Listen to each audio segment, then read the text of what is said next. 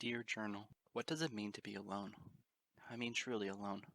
Have I come to a point of understanding that feeling? Is it enough when I fall asleep to my shivers and wake up to my tears? I've gone beyond feeling sorry for myself. I like to think that the pony I am today is the pony older, braver, stronger, and smarter. But no matter how many qualities that pony may possess, she is still alone. I am still so very alone. I cannot deny that. Yet, I can't allow myself to be obsessed with that. After all, what purpose is there to such a fixation? What purpose is there in anything? There has to be a purpose in all of this. Believing in some sort of purpose is what keeps me going, what keeps me banging my head against this thick wall of my predicament. It's not that I don't have enough things ushering me forward. I want to be remembered. I want to make a true impact on these wonderful ponies' lives. I want to walk up to those whom I once knew and have them recognize me on sight. I want to be able to make new friends and have them look forward to seeing me in the future.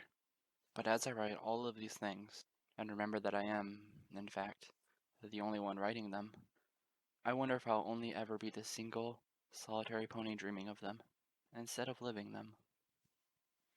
And so, Pinkie Pie plopped a box full of chocolate cupcakes atop the table in the center of Sugar Cube Corner. She gazed at her two friends with excited blue eyes. Then he says, "The biggest are promising beautiful weather for Ponyville this weekend. What are you up to Saturday afternoon, Miss Pie?"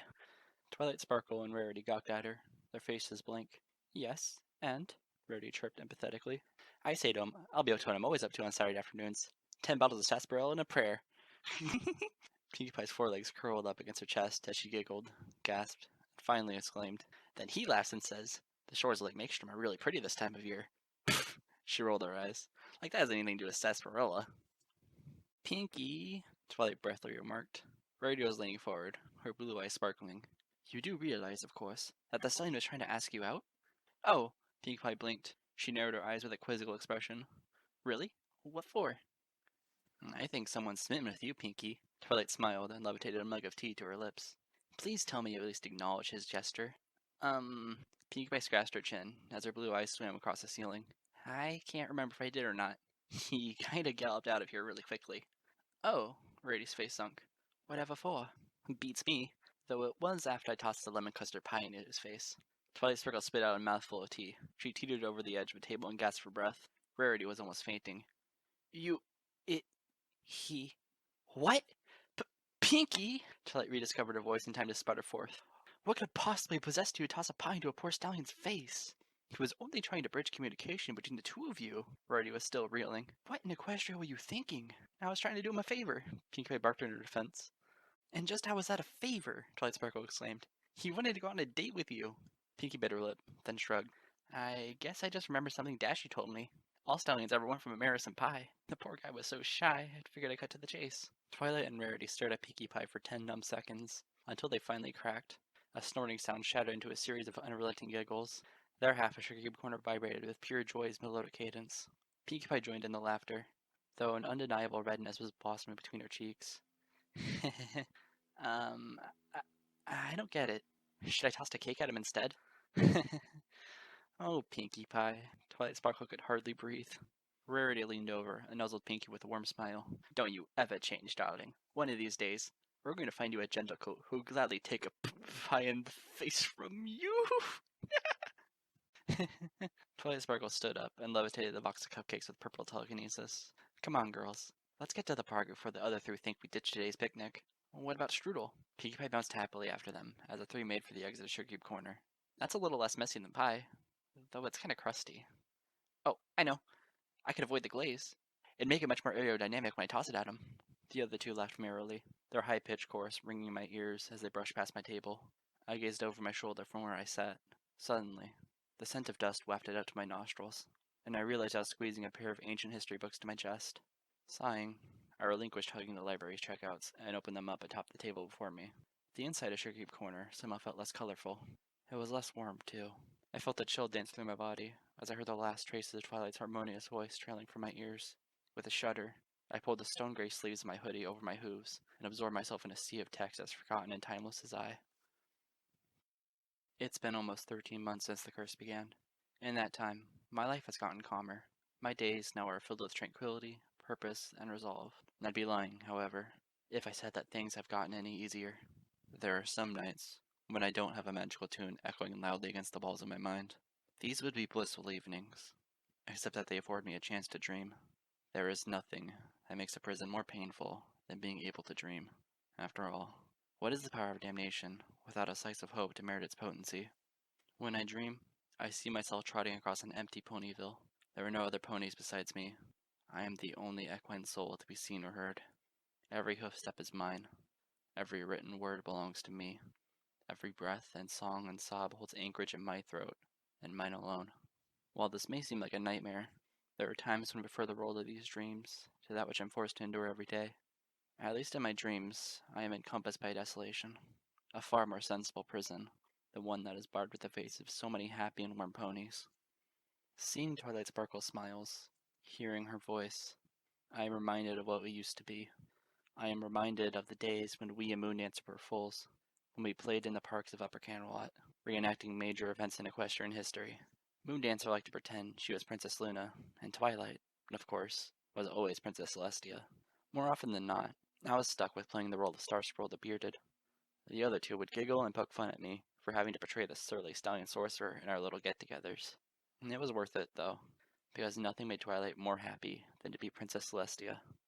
The world seemed a lot more colorful when she was smiling, and that was something I never wanted to disturb. When the years went by, and Twilight left Moondancer and I to live under the wing of Princess Celestia, I didn't realize it at first, but something had been drained from my life that could never be refilled. We three were young unicorns then, and like all magical ponies our age, we were far too eagerly swept up in learning history and spells and various Camelot arts. Moondancer relocated to a Philadelphian university to pursue her dream of becoming a teacher. I studied music and composition at Celestia's School for Gifted Unicorns. Our days were spent in becoming living repositories of knowledge. We pursued the future in our separate ways. As a result, our companionship dissolved, allowing our education and careers to take the forefront of our lives. Not once, however, did this bother us in any way. Our friendship was something immortal, something immaculate. Occasionally, Twilight Sparkle, Moondancer, and I would get back together and talk about the directions our lives had taken us. We'd muse about the things we did in our foalhood. So long as we had the memories of what we once were, we could accept what we had become. Our friendship would last as long as we could remember that which united us. Today, I am the only pony who can afford those memories. Moondancer and Twilight have lost something, and they don't even know it. But do they have to know it? As long as I remember them, as long as I let them laugh, smile, and play Luna and Celestia in my mind, then nothing is lost. I believe this with all my heart. Then why is it that I see Twilight day in and day out, and I feel as though a phantom limb is speaking to me, that something lopped off my soul is screaming to be reattached, only to remain a numb specter of something warm and irrecoverable? I am so happy, so exceedingly enraptured, to see Twilight Sparkle having made so many friends in Ponyville. There was a time when I was worried about her. Moondancer and I pursued our careers with great vigor, but Twilight Sparkle had treated her career like a veritable obsession. On so many instances, I attempted to have the three of us reunite, and only Moondancer would show up. Together, we'd worry over Twilight's path in life. We missed her, and shared a mutual concern over the future she was paving for herself. In her foalhood, Twilight always held a major attachment to Princess Celestia, but Moondancer and I both doubted she was aptly prepared for the consequences of being so closely connected to an immortal alicorn. That's why it fills me with such great joy to see Twilight Sparkle having relocated to Ponyville. There are ponies here with whom she's had the opportunity to commune. I truly think they saved her from a life of perpetual isolation, a fate that would have stripped her heart of the opportunity to feel with the same vitality that she's exercised her mind. And yet, every time I see her and her friends, I can't help but wonder if things could have been different. I came to Ponyville to visit her during the Summer Sun celebration. What if the same opportunity that blossomed for Twilight would have opened a door for me? Perhaps I could have been making the same friends as her, attending the same gatherings as her, going to the same picnics and laughing over the same anecdotes and smiling at the same thoughts with her. I've lived long enough to know that life is the sum of its days, and yet the flavor of its dreams. Sometimes the most beautiful choir is the one you can't join, the one that you can only listen to. It's been many years, and I feel like I'm still playing the role of Starscroll the Bearded, giving the spotlight to Twilight Sparkle, allowing her to illuminate the stage with her smile. It's a wonderful play, and it deserves an encore. I just don't know how long I can sit here alone with my applause. A few days ago, I stumbled through the door to my log cabin, and it felt like just any other afternoon I've ever lived. The same walls embraced me, dangling with the many musical instruments I made to be shared with no pony but myself. A fireplace yawned in waiting, something that would be lit at night, a night just like any other, spent alone with my thoughts and shadows. The routine I live by is mind-numbing. As soon as I step over the hearth that I built for myself, I know what the next few hours are going to consist of. I know that I'll be reading one of the many ancient tomes checked out from Twilight's library. I know that I'll be scouring the text for any tiny bit of info that can clue me into the magical secrets behind Nightmare Moon.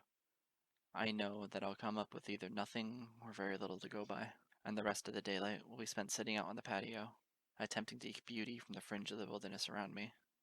Then, when evening falls, and the shivers make my bones twitch on the verge of a moonlit waltz, I surrender to the blankets on my cot, staring into the fireplace, trying to imagine another world where there's a smile for every tear, a laugh for every sob, and a pair of ears besides mine for every fear I have to stammer into the gaping abyss of the night. Why do I even write this? Every 10 journal entries or so, I ask the same question, and it is just as pointless and rhetorical as all the others. Right now, as I ramble poetically, I am sitting on a bench about 20 yards from the Carousel Boutique. It's a sunny day. There are very few clouds in the sky. The same squirrel has crawled up to me for the 5th consecutive occasion. I don't know if it realizes I've given it the same morsel of food 4 times in a row. Candyman has flown by 3 times, each time waving and saying the same greeting. Miss Hooves has trotted past the bench with Dinky, giving me the same smile and nod that she did yesterday, and the day before that, and the day before that. 20 minutes ago, for the sake of whimsy, I stood up from the bench and scuffed my name into the dirt path with my rear hooves. Sitting back down, I decided to count the number of ponies who stopped by to give the 4-letter word a cognitive glance. 20 minutes have gone by, and my count is still at 0. An hour will pass, 4 hours, 5 days, or 1,000 years, and I don't expect that number to go up any. Who do I write this for, other than myself? What other pony do I have to look after, to provide for, to feed or to blanket or to comfort? Who else will read this? Who else will even have the ability to read this? Am I just circling words down a gaping funnel? There are times when I feel as if I'm only indulging myself with a great bowl of nothing. It would make far greater sense to write nameless songs in the dirt, or to fatten a squirrel to the bursting point. There was a time when I used to compose music for a hobby. After all, why study music if you're not going to make more of it? It used to bug my parents. There are nights that I spent in my upstairs bedroom, repeatedly strumming away at the same stubborn tune with a lyre or harp, attempting to unlock a musical symphony that I knew for sure would be Camelot's next masterpiece. These days, my symphonies are not my own. I go to bed and wake up with tunes haunting my mind, resonating in my horn like some accursed tuning fork. I do everything in my power to drag them out of me, just short of screaming. The nights are cold, freezing, and frightening. When I finally break the music down into a palpable composition, it hardly brings warmth, for another melody is there to take its place, filling my ears like ghost whispers. There are no strings left to pluck and call my own, for I am still threading loose the shadows of Nightmare Moon's endless night.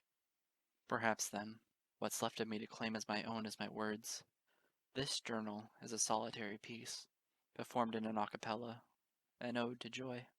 So long as I have joy to perceive, like a glimpse of the past or a hope for the future, I know very well that I may be the only pony to read what I'm writing right now. But perhaps such is for the best. So long as I fill these entries with that which is beautiful, that which is inspiring, then it's a symphony that I can call my own. There are many tunes I've yet to unlock before I can even hope to tackle this curse.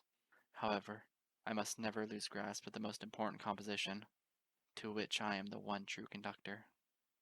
I only wish the elegies were so clearly defined. Are you sure these are the books you want to check out? Spike looked down at me from where he stood, perched atop a rolling ladder that was leaning against a bookcase full of dusty tomes. They're not written in Equestrian Basic. From what Twilight Sparkle says, many are written in Moonwinnie. I don't suppose you got a lay pony's knowledge in the lunar tongue, miss. Heartstrings, I murmur. I trot across the library and stand at the edge of the ladder. And you shouldn't concern yourself too much. I know this is dense reading material. Let's just say I've had time to invest in learning some of the old languages. Hey, that's fine with me, Spike said with a shrug as he pulled two large books out from the shelving. He winced at the sight of a scurrying spider and brushed loose a few flimsy cobwebs. Honestly, I think it's kind of cool. Most ponies who visit this library, and Twilight Spark will be the first to tell you this, they come looking for a cookbook or an adventure novel or some other really simple thing. It's a shame that she isn't here to help you find this sort of stuff.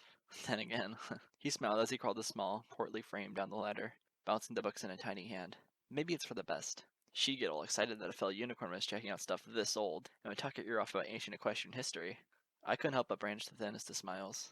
You say it as if it's a bad thing. To each their own. I kind of feel bad for some of the ponies who come here to study, especially when it's a gorgeous day outside. It seems like some of them just never get to leave. I took a deep breath and took the book from him with gentle telekinesis. Believe me, I understand completely. I adjusted the collar of my hoodie with a slight shiver before adding, Still, it's worth it when we have forgotten treasures to uncover. That almost sounds exciting. He smiled, his rows of tiny razor-sharp teeth showing. You must be doing some sort of wicked cool research project, Miss Heartstrings. I'll settle for cool, alright? I said with a nod. The jury's still out on wicked. Gee, I don't know. He scratched his green spikes and gave the books in my levitating grasp a slightly detestable glance. I always get the chills when I touch books from our lunar collection. You're not the only one. 'Cause, really, Twilight told me enough about them. The legacy of Nightmare Moon used to be a big deal, long before Princess Luna returned from her whole 1,000-year imprisonment and all. Twilight says that many of the books printed in Moon money were banned from libraries all across Equestria. Can you believe that? It had something to do with, Princess Celestia being concerned that mortal ponies would read what Luna had written and somehow be inflicted by the taint of Nightmare Moon. It's called the Great Candlelit Eclipse, I explained to him, mentally quoting Twilight as I shuffled over to a desk and prepared for a long afternoon of studying. Scholars write about it to this day. It was a dark time in the aftermath of Nightmare Moon's tyranny, when literature underwent a great deal of censorship. Eventually, as a few centuries rolled by, Princess Celestia realized the error of her ways, and she lifted the ban. This gave birth to the modern equestrian Renaissance, and Camelot was founded as a center of art and learning, ultimately leading to become the capital city of Equestria. Still, the effects of the Great Eclipse are evident in pony culture, and many things written down in the lunar archives remain undiscovered to this day. Spike whistled. Wow, that's different than how Twilight explains it. That struck me rather curiously. And just how does she explain it? Simply that most ponies are too scared to read things that were once held in the library of Princess Luna. Well, that's perfectly understandable, I said sagely. There's a great deal of darkness and loss attached to the name Nightmare Moon. Yeah, well, he winked and pointed my way. If it gets too freaky to research on your own, just give me a whistle. Even Twilight will say that I'm a pretty good research assistant. Don't be afraid if you need help with anything, Miss Heartstrings. Really? I opened one of the old tomes, waved the cloud of dust away, and squinted over the many alien words. My question was a very droll, tone-deaf plea. Could you, by any chance, tell me anything about the Cosmic Matriarch? Spike's emerald islets blinked dazedly. The Cosmic what now? It's an old mare's tale, as far as most ponies are concerned, Twilight Sparkle had once said. But I happen to know it's a lot more than that. I gulped. I shivered. It was barely 2 months into my curse. I was living out of a green tent pitched alongside an abandoned barn just outside of town. That day, I sat in the waiting room of Low and Lotus's day spa, pretending to be another anxious customer, just so I could interrupt Twilight for this one desperate conversation. To this day, I thank my lucky stars that she was gracious enough to ignore the sight of the shivering bum in a stone gray sweater jacket, looking as if she needed far more than a frivolous massage or pedicure. How was that? I murmured, trying to keep my composure. The world was a frigid tomb. My mind reeled from the same miserable tune spinning like a broken record in the thick of my skull. How do you know it's more than an old mare's tale? Because Princess Celestia had spoken about it. Or her, she giggled. Or perhaps them. Whatever the case, I have no doubt that the Cosmic Matriarch is real. I have been a magical ruler's apprentice long enough to hear her infer as much. Infer? I gulped, struggling to remain still in the chair. The shivers were unbearable. I fought them courageously. I had to appear as interested in this conversation as my heart genuinely felt. You mean you say that she's never outright come out and told you what the Cosmic Matriarch is? Twilight shifted with momentary discomfort. For a moment, I was afraid that I had struck a nerve, that I had lost her desire to educate me. To my elation, she continued, though pensively so. It's very personal to her, I think, and I don't say that lightly. Princess Celestia has lived for a very, very long time. It's very difficult to stumble upon things that she takes personal stock in. But she does with this? Mm-hmm. And Princess Luna as well, you see. Twilight smiled and brushed a hoof through her mane as we waited our turns with Aloe and Lotus. The princesses who look after the sun and moon are immortal, However, while the fact is irrefutable, it makes ponies overlook something very important. Ironically, it's the one thing that every magician in Equestria has to learn before starting their career. I swallowed hard and uttered, "Everything has a beginning." Twilight glanced at me with pleasant surprise. "Why, yes." "How would you know that? Are you also a magician, Miss Heartstrings?" I bit my lip and avoided her gaze. This was my fifth identical conversation with Twilight Sparkle, and I was only just then getting used to the whole ritual. "I've done my fair share of reading," I confessed and lied at the same time. All I knew were words, terms, names, and very few of them in Equestrian Modern. "But it's my understanding that no pony has ever been taught the true origin of the princesses of Equestria." "And for good reason," Twilight said with a nod.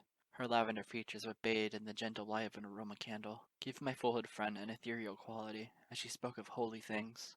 "Mortal ponies live, what, 60 to 70 years? 90 years at most.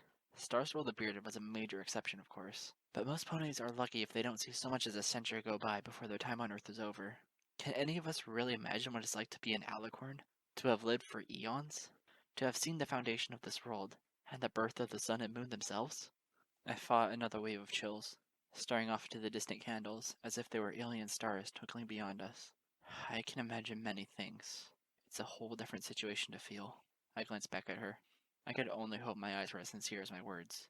"What does Princess Celestia feel? Do you know?" "I wish I could tell you, Miss Heartstrings. I wish I could know, so that I could tell it to all my friends, or to any pony for that matter. But even though I'm Celestia's apprentice, there are many things that are still a mystery to me. And I think when it comes to the topic of the Cosmic Matriarch, it's far too sensitive a thing to press the princess for information about." "You think she isn't willing to share what she knows?" Twilight squirmed with a sudden awkwardness. No. It's something far different than that, I think. Or at least I theorize." "Oh?" She looked at me. Her eyes were surprisingly vulnerable. "Would you, Miss Heartstrings, attempt talking about your mother if you had lived for so long that you could hardly remember her?" A sharp breath left me. The shadows in the room doubled, like the thick curtain of night. I I never once thought of that." Twilight gently nodded. "I imagine Celestia thinks of that every day, which is why I'm so reticent to bring it up in conversation." I let my gaze fall. "I'm sorry." "Hey," she smiled and leaned forward. "Don't be. It's healthy to be curious, but we mustn't forget that there are still sacred boundaries in this world. Besides, though Celestia may not have much to talk on the subject, she did once say something that has stuck with me for as long as I've known her." I glanced at her. "What's that?" Twilight was grinning, a very soft and childish expression. "When I first became her apprentice, I asked her about the creation of the world. She was very vague in her answer, except for one curious detail." She stifled a giggle, clearing her throat, and quoted her mentor. "The world began like all things began, my apprentice. Not with a mere breath, but with a song." What is this song? Is it the same thing that gets stuck in my head every morning and every night of my life? Have I been capable of sensing something that no other equestrian soul has been blessed or cursed to witness? Why me? Why me alone? And what does Nightmare Moon have to do with it? This is what I struggle over. This is what I rack my brain with, day after day, in Twilight's library, on park benches, before the fireplace in my cabin, under candlelight, and the frigid glow of the moon, and the gentle kiss of the morning sun.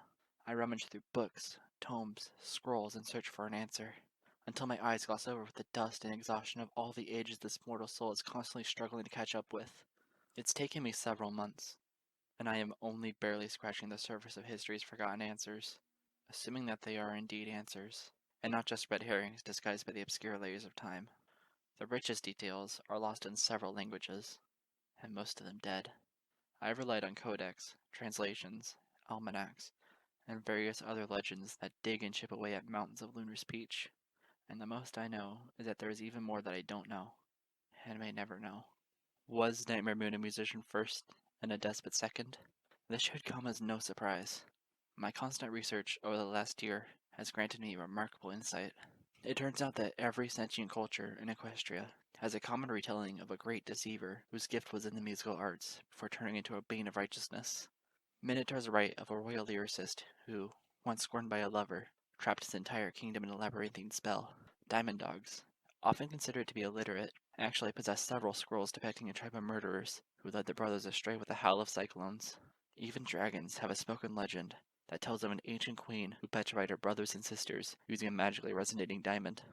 Perhaps my discoveries are a result of me, a cursed unicorn, looking specifically for information that relates to her plight.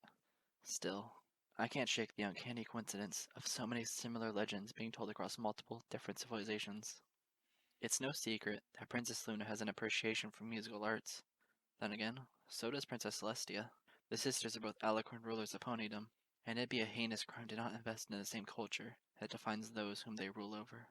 However, it's always been an accepted notion that ponies of ancient times relished more in the daytime than in the nighttime, and as a result, Celestia's patronage was expressed in song and dance, whereas worship of Luna was far more subdued.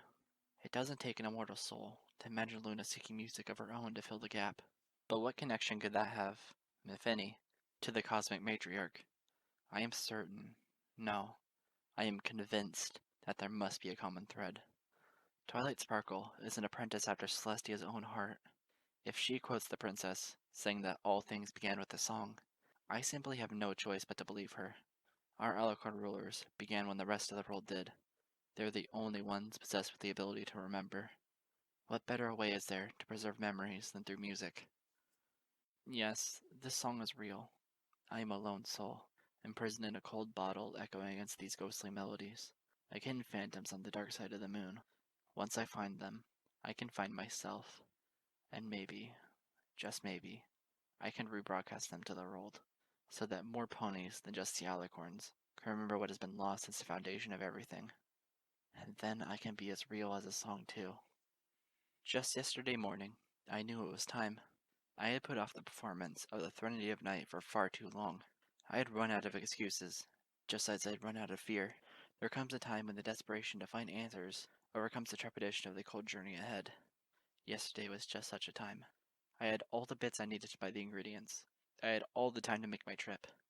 I just didn't look forward to the energy it was going to sap from me.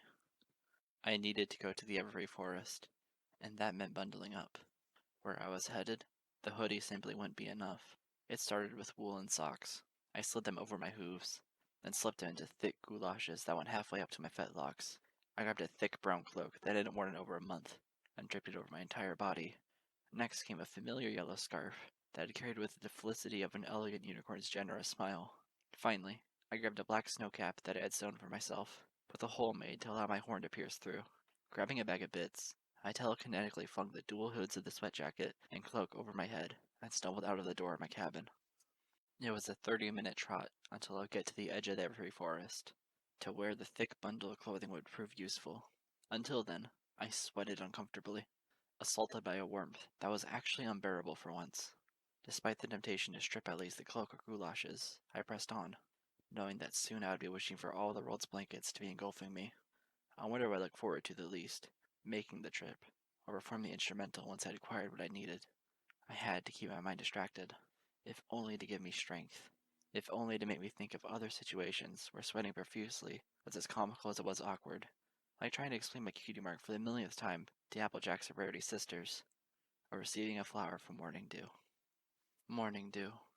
A sigh escaped from my lips, and I smiled for the first time in days. It's funny. All of my writing on the beauty of friendship and my hopes of relinquishing the binds of this curse, and it's still those two words that can bring me joy without fail. My burdensome journey became slightly more bearable, and I marched into the thick forest refreshed, so that I meditated calmly for once, and did what every musician does when she's relaxed. I composed. There are several lunar elegies connected to my curse.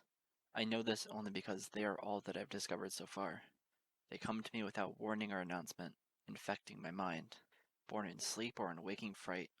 If it was a song that began the world, then it was one that ended me, and I must carefully bridge the gap between creation and annihilation. Lunar Elegy number 1, as Twilight helped me discover, is the Prelude to Shadows, referred to only once in the Royal Equestrian Compendium Volume 12.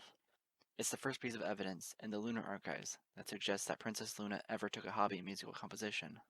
To that end, it was the first tune that was stuck in my head the very moment I woke to a world that perpetually forgot me.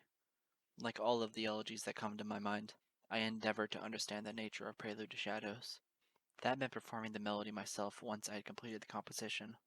I knew that there was something mystical and enchanting about the piece. What I didn't bet on was an actual magical effect for playing it out with my lyre. No sooner was I done with Prelude to Shadows than I found myself experiencing a severe mood shift.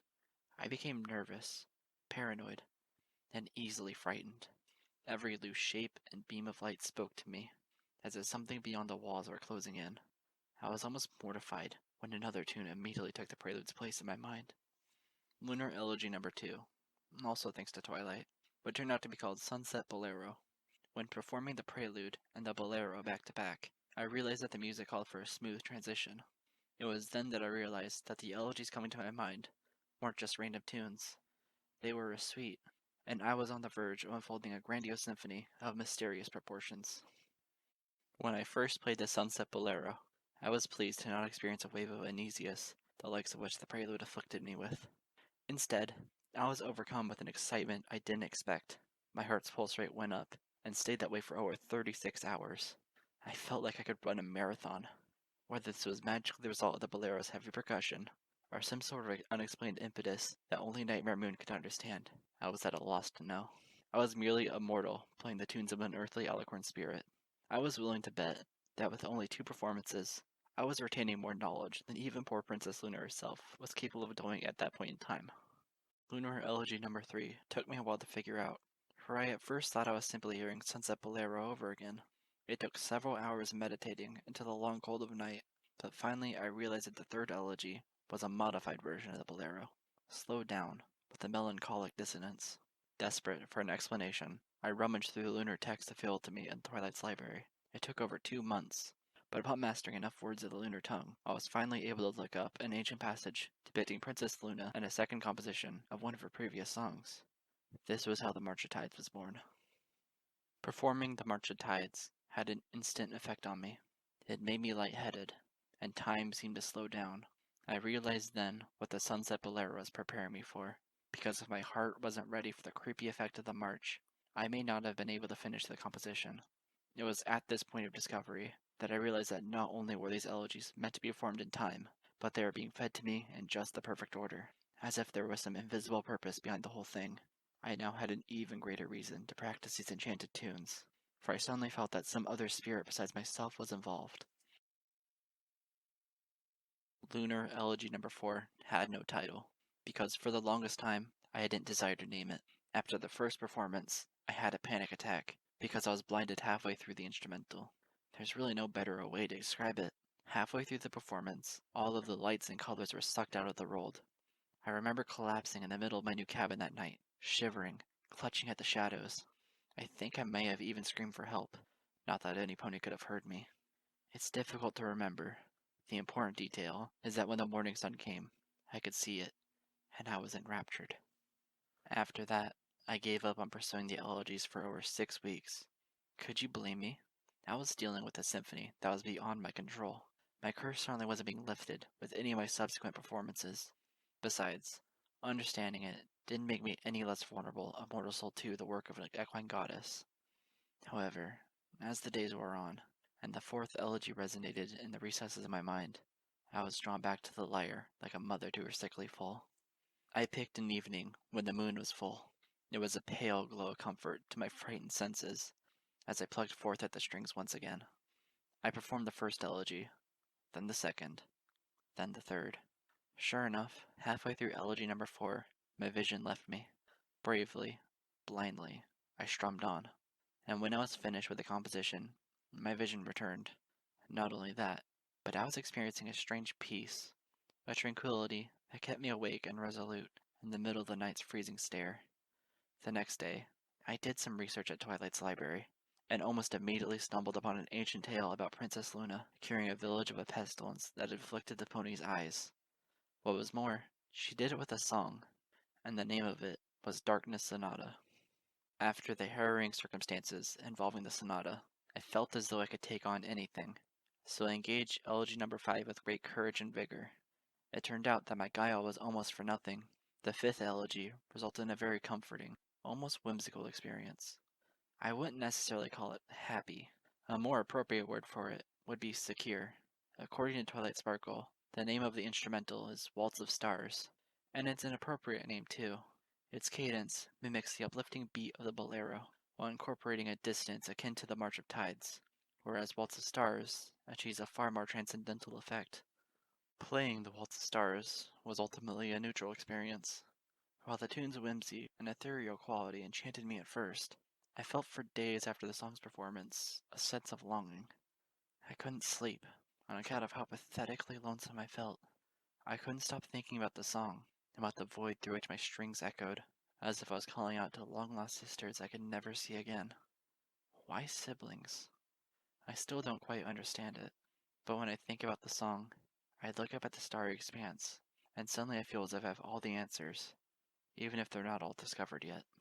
Then there's Elegy number 6.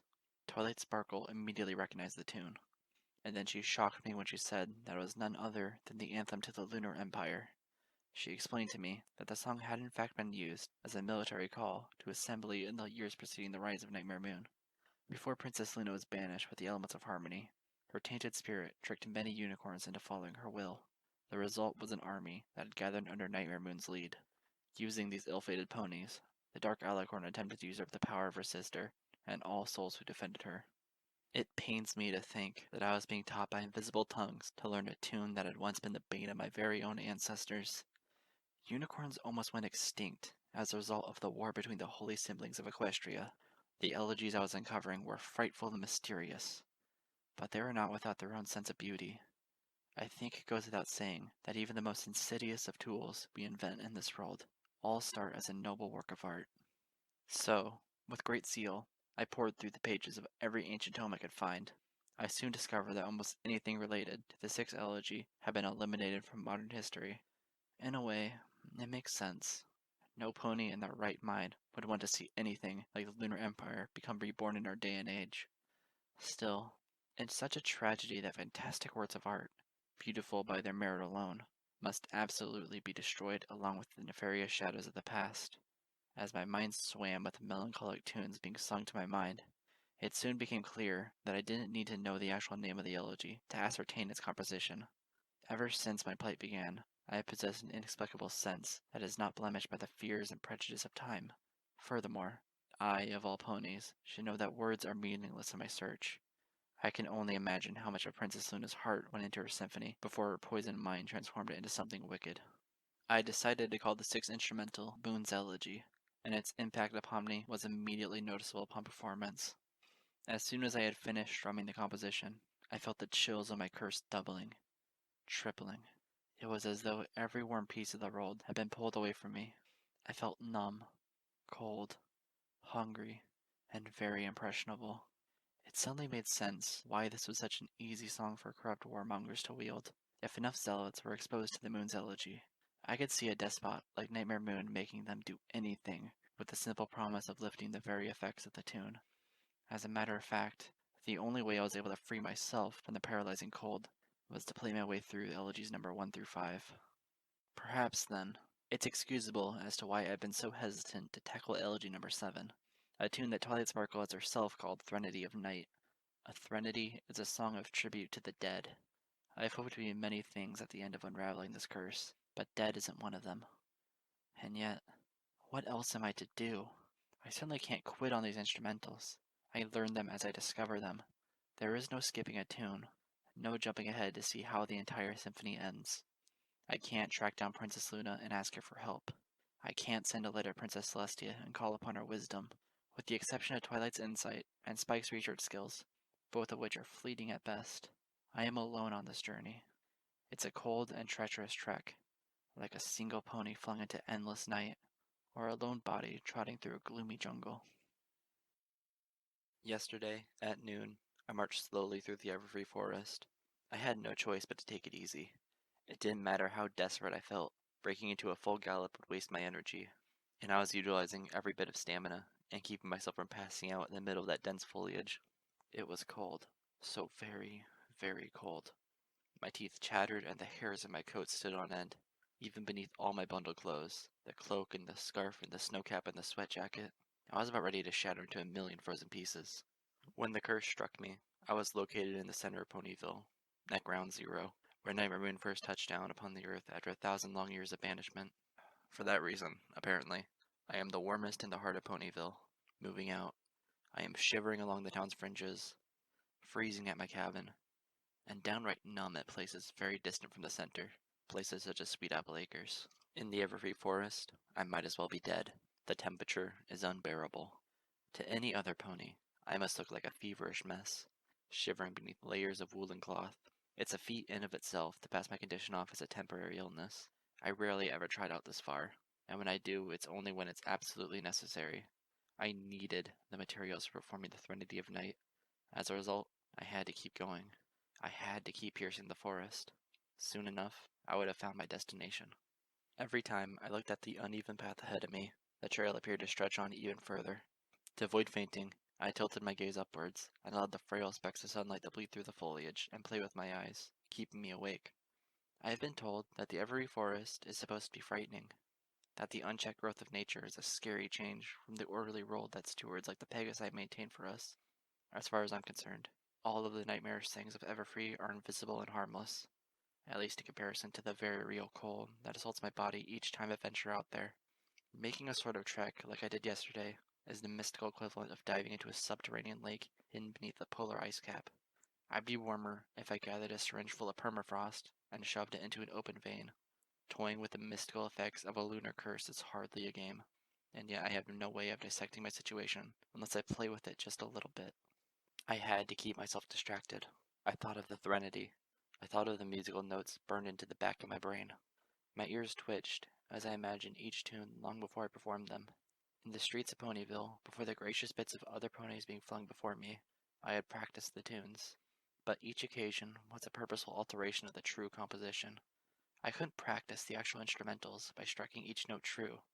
A perfect playthrough meant activating the magical spell attached to the elegy I was performing. I very deeply feared afflicting other ponies with the same mystical burden that I and I alone was enduring. After all, the purpose of freeing myself from the curse was finding a way to commune with such souls in the first place. It was a noble goal, and it was worth all the trials, tribulations, and shivers, most of the time. I felt a great shadow looming over me. With a gasp of joy, I realized I had finally stumbled upon the treehouse. Various masks of exotic design greeted me as I all but stumbled into the door, rapping upon it with a shuddering hoof. I clung to myself, shivering upon the threshold. I felt weaker this visit, and I wasn't sure how long I was going to last. Thankfully, I didn't have to wait long. I heard her voice almost immediately. Come, come and enter, stranger or friend, for I have brews for all ills contained within. I took a deep, deep breath and opened the door. I had to work every quivering muscle into producing a neighborly grin. Good afternoon, Miss Sakura. I nearly stumbled dead across her floor. I locked the joints in my legs and stood as tall as I could, my teeth showing in the green torchlight. I'm so sorry to bother you. It's hardly a bother, kindly mare, said the meditative zebra. She stood over a bubbling cauldron, squinting at a series of herbs that she was sprinkling over a new and experimental concoction. So long as you're in my house, you are in my care. Well, that's good. I winced past a wave of chills. I was afraid to look up, as if expecting the dangling decorations from her desert homeland to be replaced with deadly icicles. I've been told that you're a local hermit, and that you rarely wander into town. The fact that this was the fifth, or sixth, time reciting these words didn't make the task any less awkward. But I'm desperate to finish the scientific experiment that I'm working on for Manhattan University, and I'm short 4 reagents. I'm told that you have several soundstones that you commonly sell. Is that true? I clenched my teeth. I knew Zikora's answer before she said it. I only needed her to come out with it quickly. If only zebras were as punctual in their predictability as ponies. Magical soundstones. A ram-crafted delight. Zikora murmured to the hazy atmosphere of her home as she stirred the broth before her. I say 5 pony bits per rock sounds about right. I wished I could charge less, but unfortunately, soundstones are acquired through much trial and difficulty. She trotted over toward the shelf where a black box resided. In doing so, she cast me the first glance since I entered. Her blue eyes widened. By the shadows, pony, your attire. Is equestria due for a blizzard most dire? Here we go. I swallowed hard and did a very brave thing. I lowered the hoods of both my cloak and hoodie.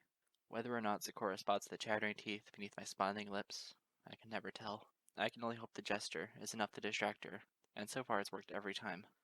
There's no cause for alarm, Miss Sakura. Ponyville's not expecting inclement weather. It's just me and my condition. And what condition, pray tell, is that? Sakura grabbed 4 dark crystals from the black box and cradled them in a prehensile tail. She trotted towards me with an expression that was half concerned, half amused. Before you, the most I've ever seen a pony wear was a hat. It's genetic, so none of your medicines will help me. After so many trips, it was the best excuse I had for making these visits short. I have nothing against Sakura. I'm sure I would love her company, and if I could predict her trips to downtown Ponyville, I would visit her there in a heartbeat. It was just that the longer I stayed in her home, the more certain I was that my hooves would go permanently numb. Seriously, all I came here for was the Soundstones. I was already reaching telekinetically to my floating bag of coins. Several weeks of street performances went into this shivering moment, and it wasn't about the Terry.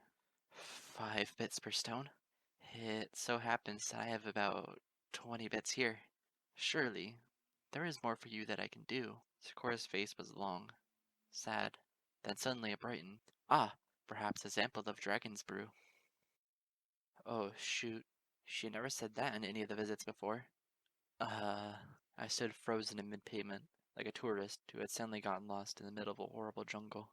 Dragon's brew? Miss Sakura, I swear, all I need is... But she was already reaching for a jar from a nearby counter and pouring red liquid into a wooden bowl. If there is any noble truth taught to me by pony kind, it is that one must keep hospitality first in mind. You can consider these soundstones as good as sold, but it would be cruel to let you leave so infirmed and cold. Miss Sakura, seriously. I ran a hoof over my face. Why? Why do I have to be so cursed in the middle of a sea of blessings? I could have just grabbed the stones and ran. I could have even stolen them and used the 20 bits for my own benefit later. What would have it mattered? Sakura wouldn't have remembered me, whether I was a robber or a saint. Why? Why do I have to play by this code? Haven't I gone through enough as it is? I'm alone in this nightmare. Don't I deserve to play a little dirty for once? Especially if it means getting me what I need faster. You don't need to give me anything. Your words say no, but your voice says yes. She pierced me as much with her smile as she did with that statement, all the while motioning me towards the fresh potion she had prepared. Your tremble should decrease as soon as you ingest. I sometimes wonder if I'd be any less transparent if those I live with actually remembered me. With a defeated breath, I marched over and gracefully accepted her medicinal gift. The taste wasn't half as bitter as the knowledge of its uselessness. I've no doubt Sakura's brews could cure ponypox, leprosy, or even Pegasus arthritis. The only thing capable of appeasing my situation is a smile, blissful and ignorant, and it was my job at the moment to aim it at her. Thank you very much, Miss Sakura. That was very generous of you. It should provide enough heat to carry you back from which you came, she said. And now that you've sampled the dragon's brew, might I trouble you for your name? Lyra, I recited. Lyra Heartstrings. I set off the invisible metronome inside my head in anticipation for what would come next. Ah, such a delightful name as Heartstrings. If only every soul was designed after beautiful things. I can't help it. I giggle every time I hear that. That alone, far more than the brew, made the cold momentarily manageable. Gee, thanks. Too bad you don't have an instrument to read such lyrics off to. My spoken rhyme is merely shamanistic tradition, Sakura explained as she marched over to a nearby counter and picked the stones back up again. I dare not encroach upon the ways of a musician. Why not? I asked. As I spoke, my gaze fell upon a wooden engraving lying on a nearby shelf. I saw the illustration of several zebra figures gathered around what looked like to be a pair of festive drums. I felt my heart beating at the very notion. Music is the best expression of the soul, I murmured, my eyes dripping forlornly over the desert illustration, be it zebra or pony. After a pause, I hoofed her the 20 bits and slid the 4 soundstones she offered into my pouch. Sakura had said something new to me this visit, so I felt like saying something new to her. I'm sure there are plenty of songwriters in town who would love to work on something with you that doesn't involve herbs or potion making. Twilight Sparkle and our friends speak highly of you. Otherwise, I would have never thought to come here for these rocks. She replied, I am sure they have better ways of spending their time than attempting to shape their melody around a zebra's rhyme. But you're so... I gazed around at the walls surrounding us. All too soon, I felt the shivers returning. But this time, they were for her, and not for me. I realized that the only alien thing in that place was me. Sakura had made a home away from home for herself, and the foundations of her little nest were as beautiful as they were strange. "You're so alone here," I eventually murmured, failing to hide the trembles in my frame once more. "And I get the feeling it's because you choose to be, Miss Sakura. If I were you..." I bit my lip. What was I doing? I should have just left and been done with it all. I had gotten the stones. Foolishly, I continued. If I knew that I had so many friends in town, I wouldn't spend half as much time alone as I already do. Sakura seemed unaffected by my impassioned plea. She trotted back to her cauldron, like a soldier returning to her post. What I do in solitude, I do for the best. A shaman's work isn't done until she's finished her quest. I gazed forlornly at her. And all of those years that we spent working on something so important to us, I struggled through the waves of frost. I felt like my eyeballs would freeze in their sockets, and yet I struggled to keep staring at her. That's a long time to live without a soundtrack, don't you think? At that, she glanced curiously up at me. She gave me a gentle smile. I'm curious that you would speak of we. Is there a shaman in this room other than me? I'm sure that the chuckle coming out of her lips was meant to be whimsical. However, to me it felt like a bitter pill, more nauseating than all of the world's exotic brews sloshed together. Shaman, musician, goddess, I gulped hard. The walls were closing in, and all of them laced with ice. I stumbled backwards out of the treehouse as if I was tripping over a snowbank. What's in a title if we don't have any pony but ourselves to share our gifts with? Something reflected in the surface as Akora's bubbling cauldron, other than her face. To her squinting blue eyes, it looked like a fine mist of vapors. She glanced up at the walls of her home. Aside from the curious sensation of having just used her voice to speak, this revelation had no effect on her. After all, she was always alone. I returned to my cabin well before the sun set. Even then, I didn't immediately start performing the threatening of night. I had to recover from my trip into the veritable tundra that the every forest was to me. I laid in the center of my cot, huddled beneath a mountain of blankets. I stayed there, weathering the fading waves of cold, practicing the threnody in my head. But I did more than that. I had to steel myself for what I was about to do, for what no amount of meditation could truly prepare me for. You would think my life was predictable, given the circumstances. That couldn't be further from the truth.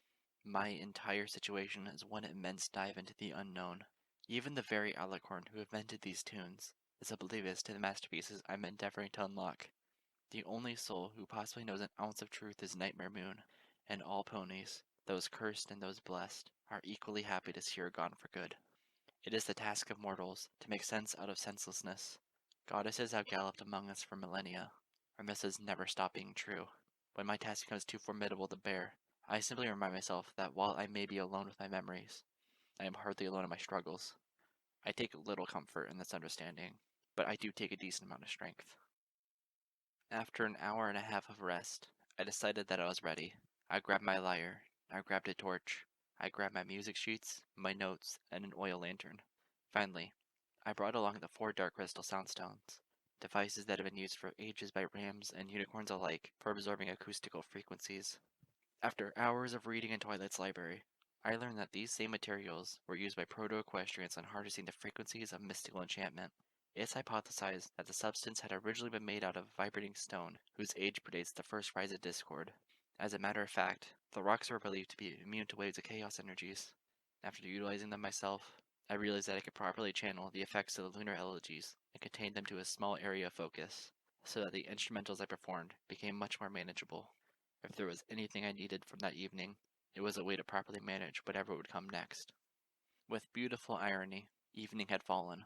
I trotted the dark length from my cabin to a tiny wooden shack positioned along the edge of the woods. My dim lantern illuminated my path. Reaching the shack, I unlatched the wooden door and opened it, revealing a hidden flight of wooden steps that led down a steep trench dug out of the earth. I had shoveled the hollow myself, spending several months of flexing my telekinetic muscle.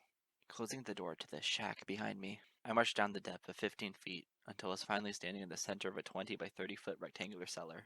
When I first started these experiments, I wasn't sure exactly what danger the magical instrumentals might pose upon the residents of Ponyville all around me. I decided to play it safe and fashion for myself a bunker of sorts, within which I could perform my lonely symphonies, in full confidence that no other soul could hear the compositions of Princess Luna besides my accursed self. I hung the lantern from a metal hook and planted it in the roof of the underground niche. A dim ember light danced across the wooden boards barricading the walls of soil around me. The floor was a sea of uneven gravel that crunched under my hooves, except for a plank of wood in the center, atop which a metal stand resided. Upon this pedestal, I planted my lyre. With magic, I floated a wooden stool over and propped it in front of the instrument. I then laid the soundstones in key positions in the four corners of the wooden plank, so that they surrounded me and my instrument. I meditated, focusing upon the lead lines of magic attuned to my horn, and enchanted the four crystals. They glowed with a dark emerald haze that played with the amber kiss of the lantern above, making it feel like heartwarming morning. Sitting down in the center of the ethereal halo, I collected my breaths, then propped the notebook full of musical notations in a notch position halfway up the pedestal. For several numb minutes, I sat in dead silence, half buried in the earth like the ghost I was made to be, teetering upon the edge of unknowing. The hardest part of experimenting is always starting the experiment to begin with. What am I to discover? What horror or elation waits for me at the end of my last strummed note? Will I find a cure for my curse, or a deeper degree of damnation? I thought of Zecora for some reason. I thought of her sitting in the middle of her house, just as alone, just as far away from home, working on the latest of her shamanistic experiments. I wondered what drove her to do what she did, and in such solitude as well. Was it all pure, medicinal altruism? Did she have a goal in mind? Did she benefit from everything she ever did, and did alone? I envied her zeal, her courage, to embark on a daily basis to work on things nonstop, for the simple sake of being busy. The day that my curse is cured, what will I do? Will I have as much of a drive as Zecora? Will I live up to all the things I've ever wanted the ponies of this town to see in me? Nothing ever seems to get done when I think too much. That's why it helps to just do things. And the only thing I had to do yesterday was the experiment. I forced myself into the first throes of it, breathing evenly, sitting in a calm pose atop the stool as I forced the first of several strings to vibrate along the channels of my telekinesis. Prelude to Shadows began, and with it came the shivering waves of paranoia. I felt the amber shadows of the lantern dancing above me as the dissonant chords came to life. I kept playing, choosing to focus on the protective green aura of the soundstone surrounding me. Soon enough, the prelude's eerie melody ended. It is a short instrumental after all. My heart was ready for the sunset bolero. The cello resonated with its pulsating tempo as invisible percussion instruments sounded off in my head. I felt the glow of green light increase, and I realized it was from my horn and not the crystals engulfing me. The emerald brilliance began to shift and flicker, and that's how I knew that the March of Tides had begun. I allowed the numbness of the music piece to creep over my body, sending me weightless and fearless into the instrumental that was to come. The darkness sonata started, and already I felt my blood beginning to freeze over. The lantern light was growing dimmer, or so I told myself. I stifled a whimper deep in my throat and kept my eyes wide open to the subterranean blackness that was burying me. I felt as though the weight of 20,000 generations of moon phases was bearing down on my body. In desperation, I swam towards the pale orb in some imaginative sky, and I discovered several invisible arms carrying me there upon streams of mesmerizing cadence. I no longer felt afraid, for the waltz of stars was accompanying me. My vision returned, and I embraced the lantern light once again with steely determination, for the hardest veil was just about to come.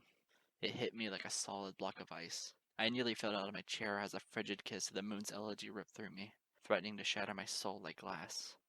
I skated across the alabaster surface of its melody with tenacity, utilizing every nimble talent in this lone musician's arsenal, for it was the last layer of mystery I knew how to pierce. The threnody of night was next, the death of all my music and the anthem thereof. I had tackled the dirge like a monk, pure in form and devoid of flair. One does not show off before the reaper. I was not about to turn a masterpiece into a farce. The solemnity of the tune was excruciating to my ears. I felt my breast like delicate punctuations between each string pluck. If I hadn't seen the walls around me with my naked eyes, I could have sworn the cellar had morphed into a bottomless ravine. Where had all the echoes gone? Was it the soundstones creating this deathly silence that gobbled at the vibrating edge of each chord? Did the acoustics simply die? I couldn't panic. There was no way to afford an error at this point. Who knows what would happen if I stopped in the middle of this instrumental, especially after I had played so much of it so perfectly. Was it perfect? It had to have been. What could have been more melodious than this? I had played variations of this tune so many times in the streets of Ponyville, and never once did it appeal to me with such beauty. A haunting beauty. A beauty that could tell a diseased foal that it was okay to embrace the darkness, for there was something beyond the black veil that was even more comforting than a mother's kiss. Dear Celestia, What was I thinking? What was this Trinity speaking to me? I tried to call back to it, but something was deafening my ears. I heard the rattling of infinite chains, swirling into the dark navel of the world like cyclonic black intestines. Art teachers lied to me when I was young, for there have always existed colors that were never meant to be seen. And suddenly, every single one of them was reaching out from the Trinity's throat for me, blacker than black, like the blood of something that had crawled and wheezed across this world long before the goddesses gave birth to air, light, and sorrow. I was too cold to be scared. The moon's elegy had made sure of that. I was a flightless insect being shoved down the maw of something far too enormous to be put into words, for the only way to recognize all that's existed was to forget it. My mind was not large enough. I tried stopping my music, but the lyre was going on without me. If I had a hammer, I would have smashed my horn to dust, but I found that the same thing was happening to my hooves. I looked down at my forelimbs, and all I saw were tears. The air grew sour. I had looked without looking. I couldn't feel my body anymore. The light of the lantern had gone out. The crystals had all but shattered. A gray haze had filled the cellar. It tasted like a baby's first nightmare. I entreated the walls, and the walls buckled. They leaked in 1,000 places. They must have been as sad as I was to be crying so much. When their tears broke through, with the gloss of ages, overcoming me in a frozen deluge, I gave up trying to count the many places in the world through which they shattered. There were so many dying, black stars, like the sand of the beach catching fire and burning out forever. I fell back, and the cellar fell with me. Into the blacker than black we swam, past the chains, past the strings of the lyre stretching like wing bones from horizon to horizon, submerged, glittering with the pale sheen of endless moonlight. There, hidden beyond all shadows, I finally found my voice, and it was sobbing. Alone in the penumbra of all my hopes and horrors, I cuddled that voice, and I heard. I heard. Lyra! The gazelle of the northern zebrahara have long employed the hollows of milkwood reeds to craft the foods traditionally utilized in the wedding ceremonies. However, upon the introduction of polygamous rituals brought in from the migratory wildebeest, they replaced the foods for ocarina's crafted out dried river mud, and this has been the standard form of social instrumentation for the last 5 decades. Lyra! Ever since contact has been made with the zebra tribes of the southern plains, the gazelle have learned to incorporate percussion instruments into their native songs. This has led to the first known case of zebrahara songwriting since the ramps before their exodus in the northern mountains following the Age of Discord. Lyra heartstrings! Mom's voice. I look up from a sprawling assortment of textbooks and notes across my bed covers. The rooftops I can run outside my windows are every color of the rainbow. Mom's mane is somehow brighter than everything else. I wish I could say the same of her frown. I sit up straight, blinking. The air is cool, but that's not why I'm suddenly shivering. Am I forgetting something? Your train leaves in less than 2 hours. Oh, shoot! I scramble to scoop up all of my study materials and shove them into a turquoise saddlebag. The summer sun celebration! Aw, Twilight's gonna kill me. Kill you? She hasn't seen you in months, Mom chuckles. I could never recreate the tonality in her voice. I wouldn't want to. But seriously, Lyra, must you take all of those things? You're going to meet with Twilight to celebrate. You have plenty of time to study when you get back. I'm just 0.2 grade points away from being top in class, I exclaim as I gather the last of my things and tie my saddlebag shut. I can't let myself slack off for even a second. Well, at least try not to be rude when you're around Twilight by studying instead of catching up with her. I think I know better than that, Mom. I wink at her. I yell up to her side for a quick nuzzle before scampering down the stairs. I'll send you a postcard once I'm in Ponyton. Ponyville, she calls after me. And Lyra... Her tone stops me dead in my tracks. I linger in the middle of the stairs, groaning. Don't tell me. What have I forgotten now? What else? Her horn glows with aged grace as she floats an embarrassing familiar instrument into my peripheral vision. Even if you don't use it for your studies, perhaps you can play a song or two at the celebration. I smile. I feel my cheeks flush. Thanks, Mom. I grab the lyre with my magic and stuff it down my saddlebag. I swear, I'd lose my horn if one attached to my head. So long as you're looking after your horn, then our baby genius has her future set out for her, she says. The last I see of her is a wink. I descend down the stairs. The windows are wide open. The air of Candlelight is crisp, rich, full of delicious sounds. Dad stands in the middle of it, fiddling with his latest painting. Darn it, he mutters. I can never get the colors to blend just right. It looks just fine, Dad, I say in a sing-song fashion. I dash over to give him a swift peck on the cheek. Photo finish is going to love the portrait you're making of her. Actually, it's a still life of a bowl of cantaloupes. Yes, well... She seems to be into fruity things. I yell nervously and bolt towards the door. Bright sunlight engulfs me. Gotta go. See you soon. Don't grow too attached to Ponyville, Lyra, Dad mutters. It's farm country. I've been told the smell takes forever to get out. Dad, I'll only be there for a few days. You won't even know I left. It disappears along with the painting. Everything's a blur. The train car keeps jostling. It's hard to concentrate. There's a foal crying 2 seats ahead of me. I'm reminded of a pony recce composition. I scribble a few things in my notepad. There are 35 lines left on the sheet, and I wonder if I could fit Octavia's latest Adagio for a Bearded Sorcerer on it by memory. Ponyville! Next stop, Ponyville! Dear Celestia, there's so much noise. The train's making a massive turn around the bend. I feel myself tilting towards the window. In my annoyance, I flash a glance outside. I see apple trees, a windmill, thatched roofs, a bell tower, and more apple trees. Yeesh, I chuckle to myself. What a flippant hole in the ground. I look at the blank sheet again. It's a lot more interesting. I hum to myself. Goddess, I'm so jealous of Octavia. Twilight? Yoo-hoo! I jump, grinning like mad, my muzzle bouncing over several heads of ponies. Hey, Twilight, over here. She's sitting at a picnic table, surrounded by farm ponies. A half-devoured pie rests on a plate before her. It glistens like all the apples surrounding us, like her violet eyes briefly do when they look up to see me. Oh, Lyra. Hey! She struggles to smile. There's something weighing on her. I think it's more than just the farm family sweets forming a bulge in her belly. Moondancer told me in her letter that you'd be coming. I'm really glad that you did. Well, at least one of us is. I wince at the back sweat wafting out the multiple workers prancing through the apple orchards around us. Whew. You smell that? Why is Princess Celestia choosing the boondocks of Equestria to raise the sun at this year? It's not so bad a town, really. The ponies here are insanely friendly, though. But I guess it can't be helped. You look like you could use a long night's sleep. I wink and point at her belly. Or a stomach pump. I can't, Lyra, Twilight groans. As Celestia's personal protege, I've been charged with overseeing the ceremony. This was to be my first stop. But at this rate, I don't know if I can so much as stand up, much less interview the rest of the ponies running the show. I glance all around us. Every pony is looking the other way. I've never once let a magical opportunity go astray. Psst, I lean towards Twilight. Perhaps simple ponies could do with a simple distraction. Oh, please. Twilight's lavender hooves are held together across the table from me. Anything, Lyra, she pleads. You gotta help me out. Don't worry. I pull my lyre out. I've got this. I strum every stream in succession, then shout before the air. Oh, my stars and garters! Is that Whitney Nelson over there? To my dismay, the huge family of farmers merely blink in confusion. After a beat, I clear my throat and utter. Oh, also, the apples are on fire. Every pony is immediately shrieking and running straight towards the fields. Soon, Twilight and I are alone with our gasping breaths. Now's our chance! Twilight shrieks and leads the charge. I gallop after her, giggling. Twilight? There you are! Spike gasps from where he waits in the middle of the road. He gives his mentor a strange look. Holy guacamole! Did you have enough of their apple treats? Ugh.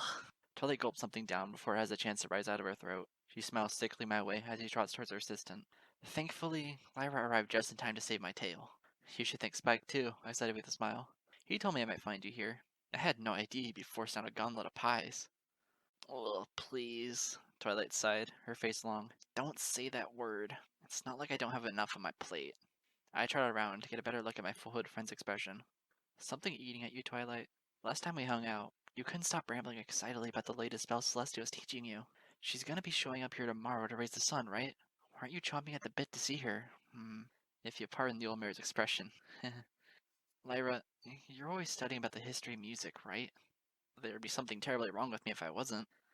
Have you, in your studies, ever chanced upon a song relating to the elements of harmony?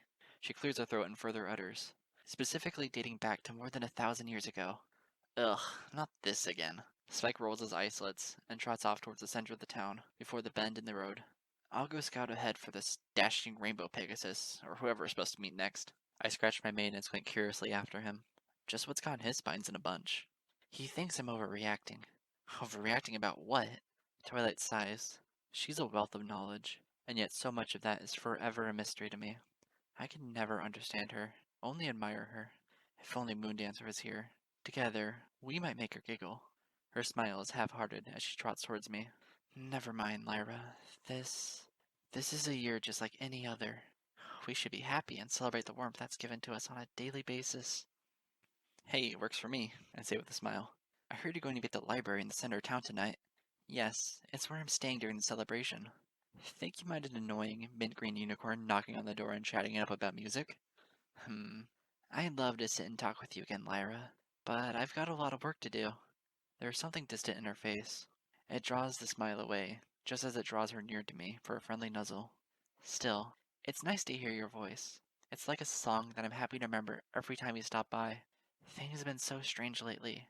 Princess Celestia's been really distant, and I can't get her to give me a straight answer.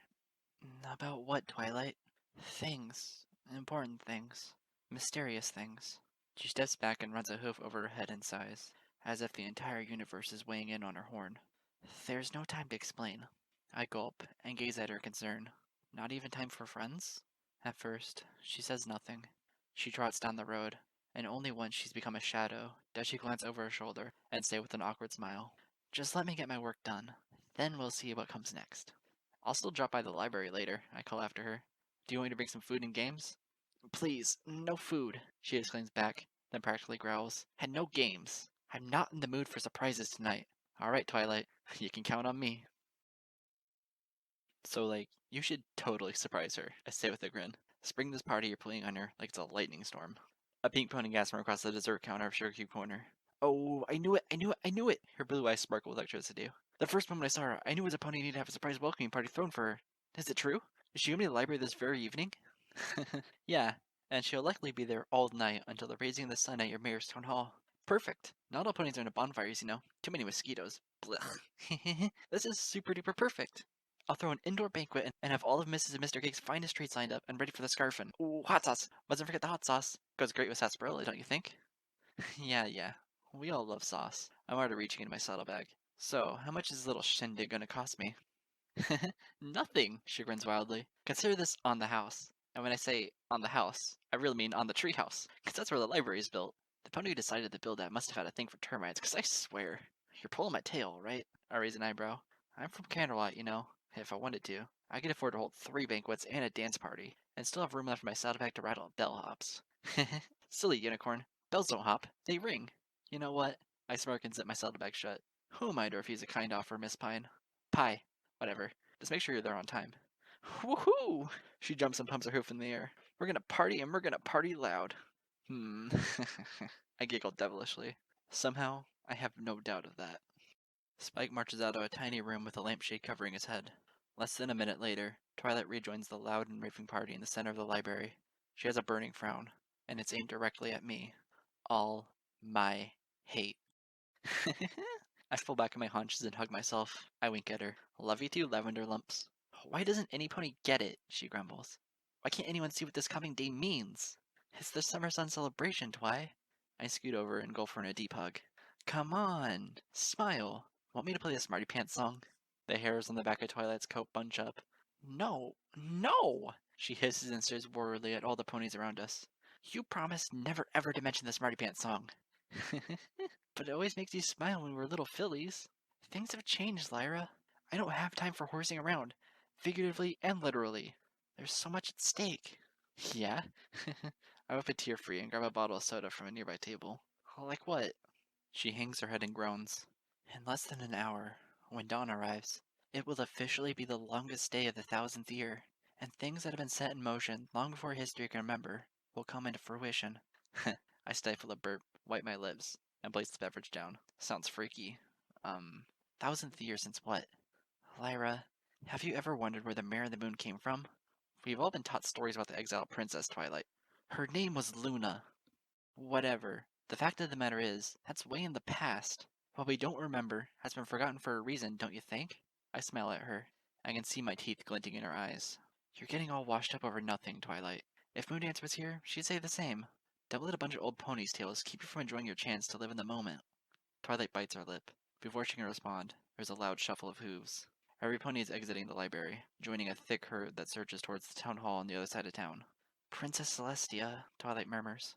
I smile and nudge her with my horn. "What are we waiting for? Let's go and meet your mentor, shall we?" "Yes, I've missed her so." Twilight breathes a little easier. She isn't smiling, but I can see the color returning to her face. She trots out briskly, and I'm immediately behind her. Then I stop. I remember. Shoot, never fails. I gallop straight towards the far corner of the library. "I'll be with you in a sec." I have to shovel my way through a mountain of confetti, and I toss Pin the Tail on the pony poster. I finally find it, glistening and golden as ever. I should just sew you to my tail and be done with it. I slide the light into my saddlebag and trot happily out of the library. "Okay, where the heck is this stupid town hall?" I groan. The streets are suddenly empty. All the ponies had cleared out of the library in a flash, and I am completely alone. I should have gotten a lay of the land instead of setting up that silly party. It sounded like Twilight really enjoyed it anyways. Ugh, idiot! I roll my eyes and chuckle into the starry night. Just follow the noise. And I do just that. In the center of town, there's a symphonic murmur of noises, giggles, voices, and cheers. I take my sweet time heading towards the place. There's something magical about being somewhere strange and unknown. I could almost write a song about it. I hum a melody to myself, already planning out the chorus, when something flickers above me. I glance up and I see the moon. Only it's not the moon. There's something different about it. That's weird. I stop in my tracks. I squint up at the familiar object. The blemish is gone. Where's the mare and the moon? No sooner do I utter this, but 4 specks of light twinkle around the lunar spear, as if framing it. I am filled with so much wonder, I hardly even notice my teeth chattering. What? What? I shiver and run a forelimb over a sudden coat of goosebumps. Where did that come from? It's the middle of summer. How? My voice stops. No, my voice is being taken from me. I am speaking, but I cannot hear myself. I cannot hear anything. Dead music. It tilts my head up, like a mother introducing an infant foal to the hush of night. I gaze into the stars. The stars part ways. The blackness in the center has wings. She is coming towards me. I have fallen to the earth, long before her arrival shakes everything around me. The sound returns, and it is laced with thunder, for she is standing above it all. Ink black coat, onyx wings, a helm and metal shoes, polished silver, like the exposed bones of a diseased goddess. Eyes of pale blue, carved with the lifeless knife point of a crescent moon. Her breath is frigid, colder than death, and it sucks the life out of me. I can't scream, even when I try to. I am just a discarded scrap of refuse, cluttering the ruptured ground beside my fallen lyre and tattered saddlebag. I gaze towards her, and it's like being swallowed up by a deep abyss. A sea of ethereal blue taint engulfs me. I am her first. She is my last. There are no words, only a song, something resonating from deep behind her deathly dark nostrils. It sings of nothing, for she is nothing, and nothing is her gift to me. I receive it. I receiveth it, thine reaper of warmth, steward of annihilation until the fading whimper of time. We receiveth it and become it. We, vanquisher of the morning light, stern guardian against the pollutants of an indignant spectrum. We are one with the timelessness, faithful sage of the eternal yesterday. Blissful oblivion we maintain, until the cosmic mother wouldst return thy glory to the firmaments. We shall sing of the songless, as thou wouldst have of thy precious daughter, and keepeth thy glory submerged in the world beneath worlds. Thy will is ours. Thou shalt remember bliss, and we shall remember nothing.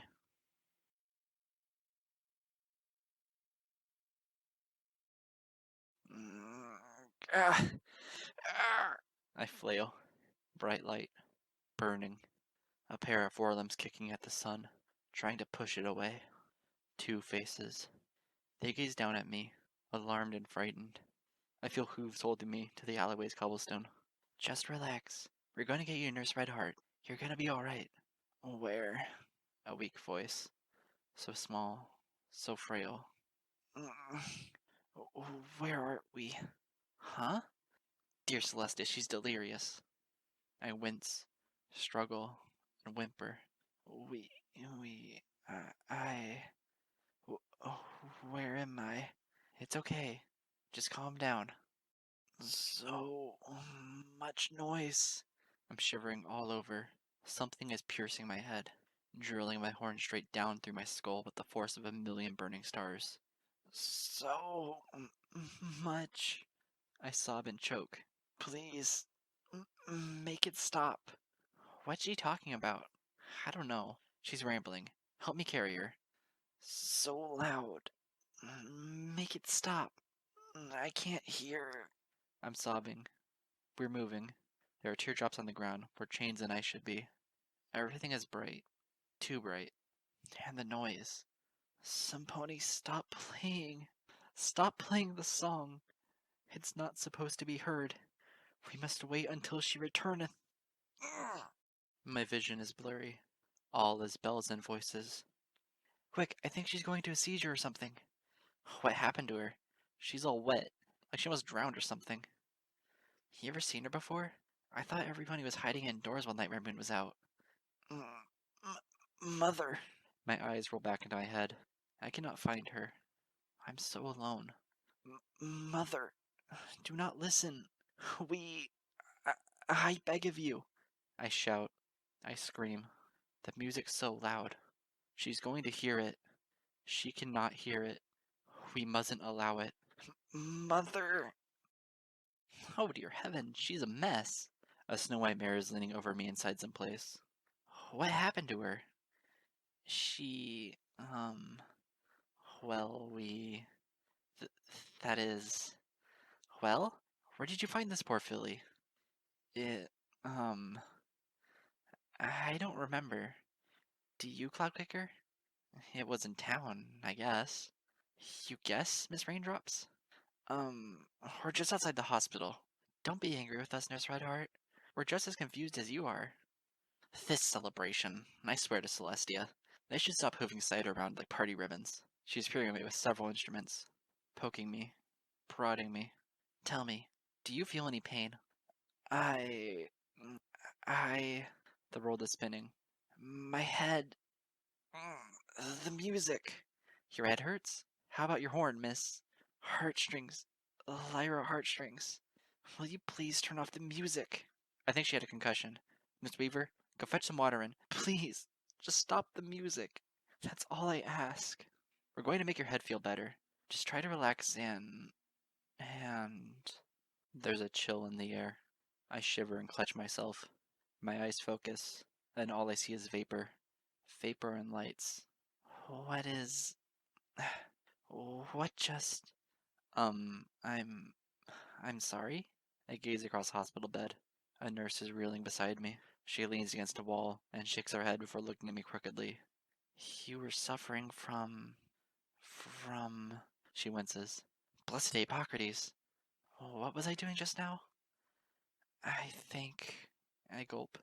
You think I might have a concussion. You said... I'm sorry. Can I help you? Are you ill? We have a process for checking patients in, you realize. These two Pegasi just dragged me in here. I pointed to one of the two young ponies standing across the room. I was in a street somewhere, and they... I stop and gaze at them. They are gazing back at me, twice as blank. I'm sorry, Nurse Redheart, but we've never seen this unicorn before in our lives. I exhale sharply, my face retching. But... What? Is this some sort of practical joke? Redheart grumbles, frowning at all three of us. I'm not even close to laughing. I told you. I rub my forehead and nearly whimper. My name is Lyra. Lyra Heartstrings. I was going to fetch my lyre. I gulp and shudder. It's so terribly cold. I hear the music again. It comes and goes like crashing waves, and I'm falling apart piece by piece. I grabbed it, and I was walking under the moon, and I hold a hoof over my face. Oh, Celestia, she was right there. She was right there, and I couldn't do anything. I looked into her eyes. And I fell. I fell so far and for so long. I gulp as I shake all over. The walls melt together to form a blur of noises and tears. Where was I? Some pony tell me, please. I am returned with silence, like a song with no cadence. Fearfully, I glance across the room. Everything comes into focus. Three faces are staring at me. All blink. I'm sorry. You are... I stumble into the brightness. I am dizzy. I am teetering. I can't stop looking. I can't stop blinking. Ponies are dancing. Ponies are celebrating. Fireworks explode like gunshots all around me. Banners of the sun are being hoisted all across the village. I am nothing but a shadow of the spectrum, engulfed in noise, born unto confusion. Please, some pony help, I mutter. I point back towards the hospital from which I had trotted. There's something wrong with the ponies in that place, I wince, but continue speaking. Something's wrong with all of them. Their heads are messed up or something. I think there might be some sort of epidemic, or... I linger in place. Something's wrong. Something's horribly, horribly wrong. Hello? I murmur. The pain in my head is replaced with an all-numbing confusion as I gaze at the many celebratory faces bouncing around me. Um, excuse me? Ponies look at me. They blink in alarm. Then they're shoved back into the crowd. The village full of churning bodies circulates, and the faces rotate back to once again embrace me. And they have the same smile as before, innocent and unblemished. My name's Lyra Heartstrings. Please, listen. Something's wrong in the hospital. I think that... Hello? The faces are there and gone again. Every time I see them, they look at me just as stupidly as the first time. It's like I'm being introduced to the same party over and over again. Just like Twilight, I don't like surprises. Look, this is serious. Symphony, please pay attention to what I'm saying. There's something terribly wrong with... Oh, why aren't you paying attention to me? I'm sorry. A laughing pony bounces past me. To my horror, it's one of the Pegasi who picked me up just a moment ago. And you are... I almost snarl. Lyra. I point a hoof angrily at her chest. And what are you doing out of the hospital? Just then, a pale body prances past me. Enjoy yourselves, every pony, Nurse Redheart cheerfully shouts above the noise of the summer sun celebration. But remember, safety first. My station's open all day. I gawk at her. I can feel my heart beating. It's so terribly cold. The adrenaline does nothing. Hey! Hey! I bark. I wave my hooves wildly. I surf through the crowd and all but collapse against a table full of cupcakes outside a Sugar Cube corner. Panting, I grab the shoulders of the pink mare, tossing samples out to passing celebrators. I'm so glad I found you, Miss Pine. Actually, it's Pinkie Pie, but I wouldn't mind being called Pinkie Pine once in a while. My bad. I smile nervously and squeeze her forelimbs. Look, you gotta help me. Twilight must be paying me back for the surprise party from yesterday. Because pine smells so good, don't you think? It reminds me of Hearthwarming Eve and opening presents. Why, this one time, I was unwrapping a box covered in silver glitter and a baby alligator popped out. Swoosh! It bit me over the head. Good thing the little fella had no teeth. That's why I named him Gummy. Please, listen to me. I all but snarl at her. I bat away a few ponies before they can grab some cupcakes and interrupt this little meeting of ours. Where's Twilight? I gotta apologize to her so she can stop this practical joke. I knew she'd organize a summer sun celebration. But ho ho ho, I chuckled madly, my lips crooked. This sort of stuff takes the cake. Cake. So where is she? Huh? Where's who? Twilight Sparkle. Why? Did you do something wrong? Yes. No. Not really. Look, I just need to find her and apologize for the surprise party yesterday. You were at the surprise party yesterday? Peaky grins wide. 'Cause that was so fun. I'm glad that I thought it up. I do a double take. The heck are you talking about? I thought up the surprise. And you are? Lyra! I shout. Lyra Heartstrings. The rich unicorn whose friend you agreed to spring a party for on the house? That's a pretty name, miss. She smiles innocently at me. But I'm sorry. I've never seen you before. I stare at her blankly. My veins are filling with the iciness as cold as her blue eyes suddenly appear. 'Cause if I had, I would have totally sprung a super duper welcoming party for you too. I wish there were more ponies around town with green coats, 'cause the green coats are so hard to come by and hey, where are you going? I'm leaving. Leaving her. Leaving this town. Leaving the noise and the brightness and the madness and... I fell back in the dirt road and curled my legs to my chest. Celestia, please. It is cold. It is colder than cold. I can't trot any further. I'm on the edge of town. The sun is burning high in the sky. I feel as if my legs are made of glaciers. I shriek. Frozen needles are bursting out through every square inch of my flesh. I can hardly move. I'm too scared to proceed any further in the direction I've been heading. So I crawl. Like a lame little fool, I crawl. I inch my way back towards the heart of downtown. Slowly, the frost in my veins melt away. It is still bearable, but the agony permeates everything. And the noise and the music and the tears. Some pony. Any pony. I whimper. I sob. I climb up and break into a desperate gallop. Help me. What's wrong with her? Did she have too much cider? Party animals will do as party animals do. Please. I pounce on the first pony I see in downtown. In her eyes is a reflection of a hyperventilating unicorn with a disheveled mane. I want to jump in those pools and drag her out, but she keeps shrinking away from me. You've got to help me. My name is Lyra Heartstrings. I have a family in Camelot. I gotta get to them. I gotta get to the Symphony who remembers me.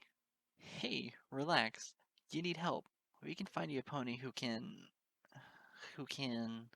The pony suddenly teeters, her eyes turning thin. There's a vapor of cold mist between us, and she's already murmuring. Woo. Too much sun. She smiles weakly at me. I'm sorry. Can I help you? What's wrong with every pony? I shove her back and angrily growl at the many equines circling me in the street. Is something stuffed in your ears? You're all sick, I swear. Did somebody say that they're sick? I spin around with a hopeful breath. My heart immediately shrinks. Nurse Redheart. She squints at me from where she stands in front of the hospital. I'm sorry. Have we met? Did somebody send you to meet with me? I backtrot away from her, but nearly trip over something. I stumble into a tiny bundle of purple scales. Oof! I snap out of it and gasp for joy. Spike! I lift the purple whelp with 2 forelimbs and grin madly in his face. Thanks, Celestia, I found you, Spike. You gotta help me find Twilight. Something's horribly wrong, and maybe she can help. She's good at magic spells and stuff. Where can I find her? He stammers, struggling to hold the sun-colored candy on a stick in his grasp. Twilight sparkles to the library with her new friends. But why would you want to speak with her? Why else? If any pony can understand what I'm going through, it's her. I haven't seen her in, well, dozens of hours, I gulp and exclaim. Hasn't she asked where I went off to? Where I've been all this time? Spike's green islets bounce all around the scene. He bites his lip and nervously squeezes forth. Ma'am? Until today, Twilight only had one real friend, and she's off doing studies in Camelot. I let forth a shuddering breath. Moon Dancer, I whimper, like a kitten. But what about me? What about Lyra? I've been with Twilight literally all my life, Twilight says with a nervous smile. He avoids my gaze. I can feel a twitch of fear surging through his scaled body. She's never mentioned no Lyra. I gaze blankly at him. He drops to the floor with a grunt. I'm looking around. Nurse Redheart is off talking to another pony, as if the scene hasn't even happened. The mare I grabbed earlier is gone. No single pony is looking at me. I feel my heart racing a mile per minute. The blood rushing to my head is almost drowning out the music. Almost. Well, maybe you're just... I turn to look. Spike has waddled off, completely ignoring me.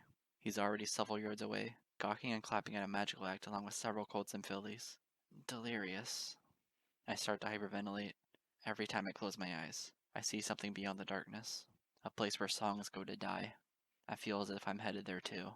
The gravity tugs at me, so I defy it by breaking my hooves into a frenzied gallop. I practically fling myself against the wooden door of the library. I pound on it. I scrape against it. I can't stop panting. I feel like I must outrace something, but I don't know what. Finally, the top half of the door opens. An obstinate-looking mare with an orange coat and white freckles is glaring at me. Can we help you? Reckon you do know this here's a library, right? Where's Twilight? I lunge towards her. The mare jumps back with a start, her hat nearly falling off. Where is she? I have to speak with her. It's urgent. Missy? Have you looked at yourself in the mirror lately? You're 10 bushels of mess in a 10-pound sack. I think Symphony should lay off the cider. I can't believe I'm hearing myself say this. Applejack? A voice murmurs from the deep recesses of the treehouse. My heart instantly leaps. Who is it? Some mind-blown unicorn, Twilight. I think she's done a tad too much celebrating. A blue Pegasus floats by the foyer. Ha! There's no such thing as too much celebrating. Oh, well you two cut it out. Twilight Sparkle giggles as she trots into view. This is going to be my new house. Let me take care of this. You sure, Sugar Cube? I don't think she's right in the head. Element of magic, remember? I think I'll be more than okay. She brushes the farm filly aside and smiles at me. Now, what seems to be the problem? Twilight! I grasp her hooves, almost sinking her over the bottom half of the door. Something is twinkling in her eyes, until I realize it's the reflection of my own joyful tears. Thanks, Celestia. I've been looking all over town for you. You were right. Something crazy is going on. Thousandth year or not, you were onto something. I can't explain what's happened to me, but it's suddenly like I'm not here. But I am here. Every pony's ignoring me. Not just them, but Spike too. At first I thought it was just a joke, but now I think it's something else. Please, you've got to help me. If you can't, Then maybe the princesses can. I think it's, I think it's some sort of degenerative brain disorder or some crud. I remember reading up on it once in a copy of Canada Health Monthly. If if we get all the ponies checked, then maybe we can, I don't know, figure out what's wrong and help them all get cured. They owe it to you after all the preparation you did for the celebration and all. And I'd be more than willing to help. Help. The warmth left my voice, like a song interrupted. I gulped a painful lump down my throat and searched for answers on the blank canvas staring back at me. Twilight? You... You sound like you've been through a lot, she says. Her voice is placid, like pond water that not a single pebble has been able to disturb. I stand upon the brink, looking in, but I can no longer see myself. But you have to start over from the top. Calm down and speak slowly. I'll do anything I can, miss. It's too cold for me to melt. The only thing that cracks is my voice. Lyra. Something has died, and I suddenly realize I can't bury it. I'm Lyra. Your Lyra. Your friend. Twilight. Why don't... Why don't... I stumble backwards from the library. I'm a limb cut off from the tree. Forever a lost element. I try to speak, but all that comes out are breathly palpitations.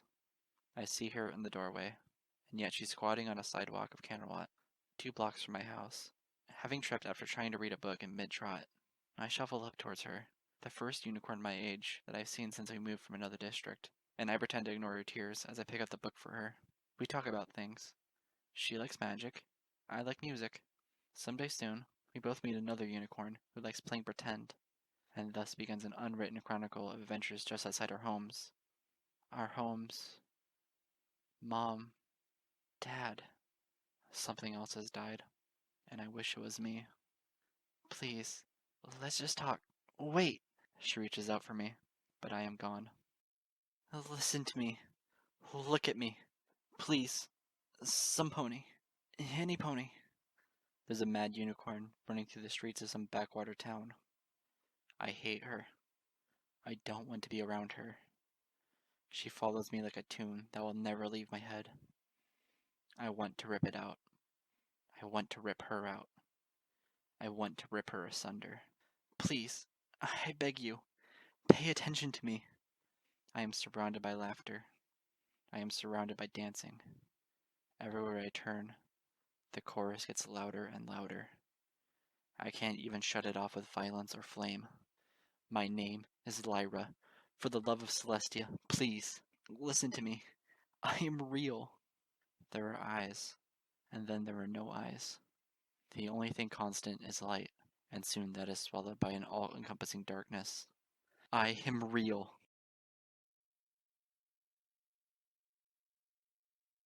I woke up, accompanied by my own yells. All the trees resonated with my voice, echoing my agony beneath the stars of night. I flailed, soaking wet, rolling over leaves and grass in pitch blackness, until the moon found me. Even then, I couldn't stop making noise. 1,000,000 invisible, forgotten creatures screaming in the night, and I was one of them. When I paused for breath, I realized that I wasn't where I was last. This wasn't my cellar. The lantern light was gone. The sound stones had disappeared. I was in the middle of the forest, surrounded by the bright, looming bodies of trees, and the threnody of night. It had been replaced. Celestia. I gripped my skull and gnashed my teeth, plowing my muzzle through the damp earth. I was crawling over the moisture, but it wasn't my sweat. What was this mess? What hidden ocean had I emerged from? And this tune. This new and infernal tune. Dear Celestia, no, I whimpered. Not another elegy. Not an eighth. I stumbled out to my hooves, only to slip immediately into a huge puddle. My body screamed. I was freezing again. This was 10 times worse than Everfree. And what's more, I was naked. My limbs were the tendrils of a numb ghost. I floundered for a hoofhold. By the time I entered a swift trot, I couldn't tell which way I was going. All I saw was an endless sea of trees, all shining in the pale moonlight like bright femurs planted into the ground, just as sterile and lifeless. It was with miraculous luck that I stumbled onto a dirt path. and from there I knew where to go. As I stumbled along, a trail of moisture dribbled off my coat and stained the ground behind me. What was all of this? Where had I been? I found the cabin and immediately flung myself through the door. It took 3 petrifying minutes to summon enough nerves in my limbs to start a fire. When I did, I didn't bother with subtlety. I flung 10 whole stakes of lumber into the blaze and planted myself before it, drowning myself in a sea of blankets. There, upon the hearth, I quivered through the agonizing night. There was no way I could sleep, no way I could rest. The tremble shook my body so hard, I feared that my spine would rattle out through my skin. I prayed for the daylight to come. I was tired of this darkness. I was tired of this waiting and waiting, of fighting my way through nameless songs in a futile attempt to find a purpose to my solitary pestilence. When the gray haze of morning wafted in through the window, I took a look at myself. There was still a sheen of moisture. It had no color, no odor, and, to my daring taste, no flavor. I could only guess that it had been soaked in none other than pure water. But why? What had happened in the middle of the instrumental? Why had I been relocated to the middle of the woods? Was this the purpose of the Threnody? Was this what all my work had promised me? Was this what unraveling the Symphony of Princess Luna had in store? It wasn't until noon that I dared to go outside. I trotted forlornly into the cellar beneath my shack, as if afraid of the evidence I was going to find. I discovered nothing. No footprints. No scrape marks. No signature at all to suggest what may have dragged me out into the darkest folds of the night. I found my lyre where I had left it, my soundstones, no longer enchanted. And, of all things, I found my hoodie, lying perfectly dry and deflated on the floor, where my body had collapsed halfway through performing the latest instrumental. At least, it was the latest instrumental.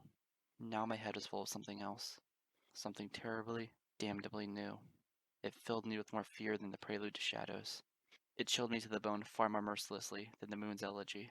I already absorbed enough of my memory to compose the first 10 chords if I wanted, but I couldn't allow myself to do that. But if you're all about trying to discover these mysterious tunes, what's stopping you from composing this new one? Maybe because I'm sick of going on a wild goose chase, only to be rewarded with fainting spells, freezing blood, and migraines. I snarled, slapping the dusty books down into the library table and fumbling to yank my notepad out of my saddlebag. Maybe because after 13 goddess-forsaken months, I can't help but ask if it's all worth it. It's not like I'm making any progress. It's not like I'm... With an angry shriek, I tossed the notepad against the wall and slammed my hooves into the nearby bookcase with loud punctuation. It just feels so pointless. Why do I even bother trying? Why do I even bother? I stopped in mid-sentence, for I realized I was not the only one trembling. I glanced to my side. Spike stared back at me, nervously toying with the end of his tail. Upon receiving my glare, the library assistant gazed away, as if guilty for not relating to this infernal unicorn's frustration. My heart sank. I remembered the day Twilight Sparkle first showed him to me, a young hatchling, fresh out of the egg, a gift to the princess's new apprentice as much as he was a gift to the very notion of life. I again saw a tiny little whelp who once dangled, confused and frightened, from my forelimbs in the middle of the summer sun celebration. Existence is too precious a thing to have attacked something so sovereign not once, but on 2 separate occasions. I immediately deflated, calming myself with a deep breath, and smiling as genuine as I could in the youngster's way. I'm sorry, you don't deserve to hear me go on like that. You're only trying to help me. It's just that I'm so frustrated my head hurts and... I shuddered, my eyes closed on their own. Once again, the darkness was so familiar. The bitter black birthplace of black songs. They had shaped me for the better, now that I think about it. They had chipped away at the sour edges of the unicorn I used to be. If I had the ability to reverse time, I don't know if I would want to anymore. I'm not nearly as proud of the filly I once was. I'm constantly endeavoring to discover the mare I someday wish to be, so that what emerges from this amnesiac prison is something worth being proud of, something worth being remembered. But on the fringes of that darkness, I see the same unicorn shivering, by herself, before the ashes of a dying flame.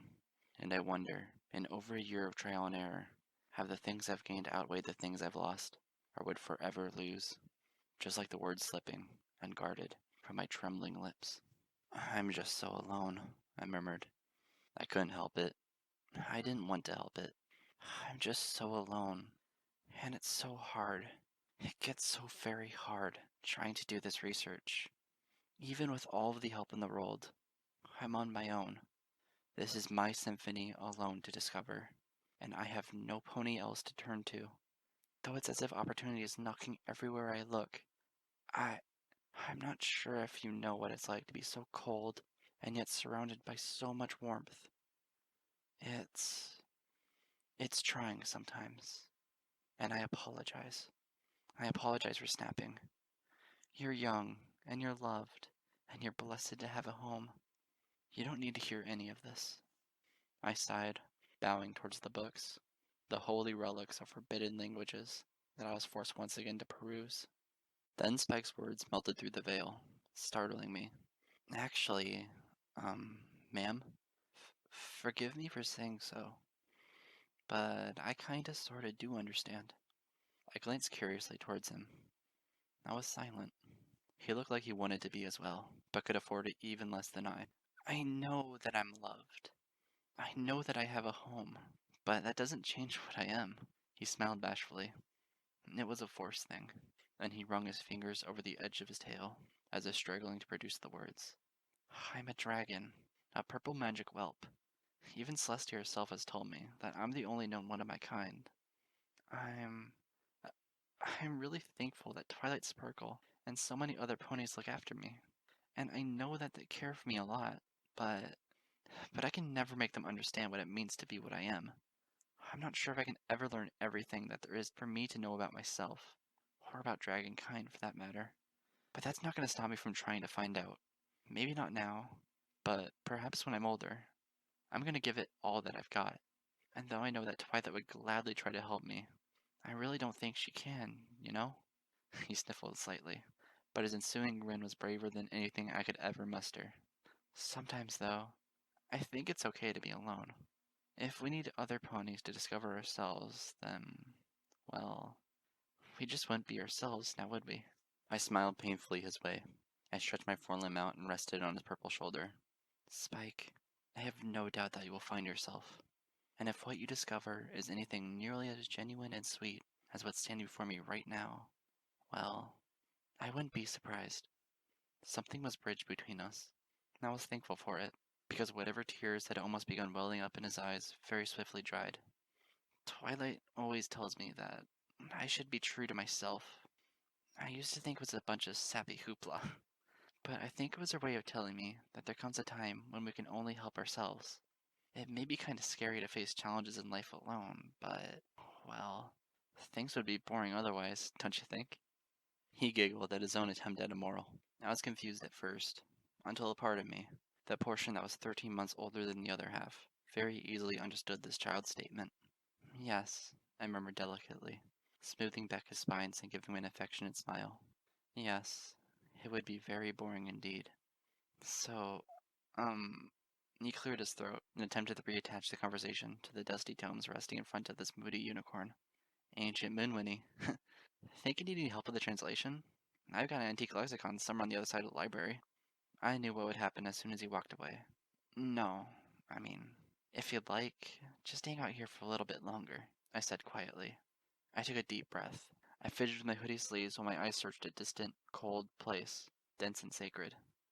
Some of us are alone by choice. Others... There was a knock on the treehouse door. Come and enter, stranger or friend. For I have bruise for all ills contained within. With a deep, wooden creak, I entered the zebra's household. I immediately lowered both hoods from over my horn, and spoke bravely into the freezing air. Are you Miss Sakura? Yes, she murmured while perusing several scrolls mailed in from her homeland. In the households of Ponyville, my name goes about. My medicinal remedies you've heard of, no doubt. Well, I wouldn't know a thing or two about that. But some ponies sent me to give you something. Oh? Yeah, these things were found laying in the middle of downtown, and no pony around these parts has ever been known to own them. I figured they belonged to, well, the only resident mayor who wears a mane and a mohawk, if you catch my drift. I'm afraid you have to be more clear. Sakura rolled the scrolls up and gave me a suspicious glance from across the wooden atrium. Just what curious thing do you bring here? I nonchalantly unwrapped a canvas bundle and held a pair of drums up for inspection. Did these mean anything to you? I bore a poker face. I waited. For a moment, I could have sworn the stripes in Sakura's coat had paled over. Her mouth fell agape, and she shuffled slowly towards the items in my possession. A murmur escaped her, undoubtedly a flimsy thread of her native tongue. Finally she swallowed and exclaimed, Sun-dried snares. Vestiges of a zebra heart and soul. By the shadows! I have not seen the likes of these since I was a little foal. I squinted knowingly at her. So I was right. These do have zebra written all over them. In a matter of speaking, yes, she stammered, holding a hoof up to her chest. Of their value to my kind. I do not jest. Something melted across her face.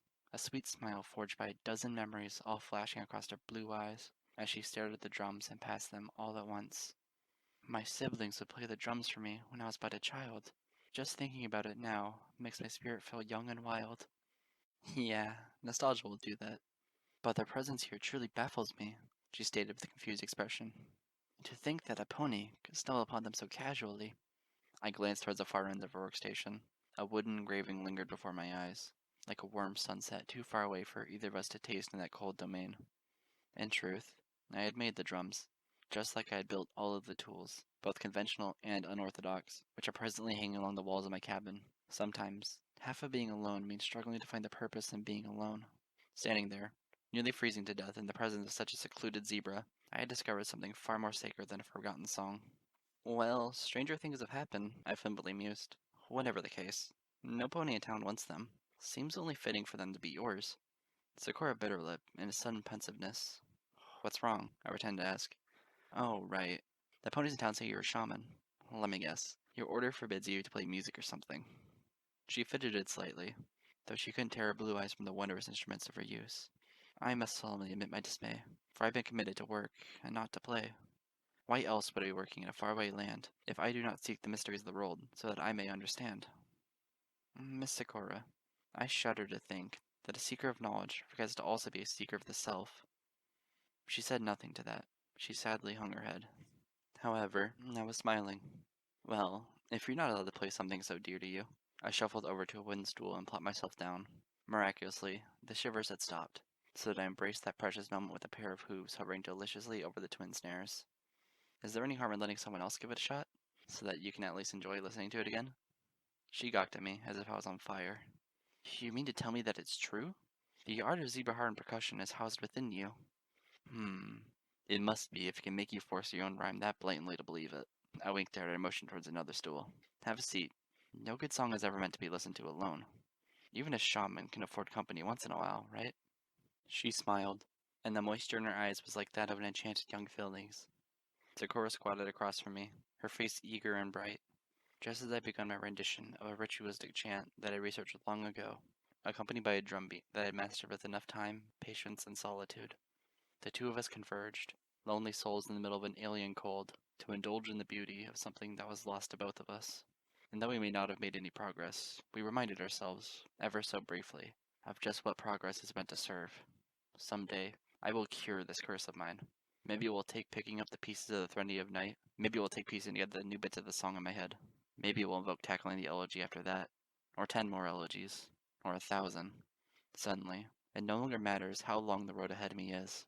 I have friends in waiting on either side of me, and though they don't know my name, I see and hear my spirit reflected off them, off their warmth and sincerity. The thought of their eyes looking at me, and one day not losing sight of the thing that holds my soul, that is a goal I shall pursue with joy. For what other impetus is there to pierce the freezing depths of this universe? In this life, I am guaranteed to have at least one friend. So long as I am true to myself, then I can be true to everyone.